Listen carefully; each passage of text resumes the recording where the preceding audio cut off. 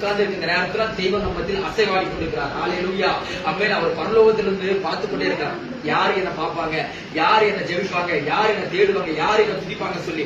எத்தனை பரலோகத்துல சும்மா கிடையாது. இயேசு தெய்வம் சும்மா கிடையாது. அவர் இருக்கிற இடத்துல அவர் 4 ஜீவன்கள் அவர் முன்னாடி ஆராதிச்சிருக்கு. அது மாத்திரமல்ல, அவரை சுத்தி 24 மூப்பர்கள் இருக்காங்க. அது மாத்திரமல்ல, அவரை சுத்தி 1000 10,000 தூதர்கள் இருக்காங்க.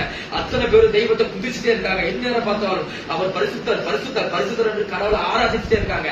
அப்பேற்பட்ட அந்த ஒரு மகிமையான அந்த தெய்வம் அந்த பரலோகத்தில் இருக்கிற மகிமையை விட்டு நாம் ஒரு சிலர் 2-3 பேர் சேர்ந்து தெய்வத்தை நம்ம நோக்கி பார்க்கிற பொழுது, தெய்வத்தை இப்ப நம்ம பாட்டு பாடி ஆராதிச்சோம், தெய்வத்தை பாட்டு பாடி தெய்வத்தை ஆராதிக்கிற பொழுது, தெய்வத்தை பற்றி பேசுகிற பொழுது அந்த பரலோகத்தில் அவர் நம்மை உற்று பார்க்கிறார். ஹல்லேலூயா.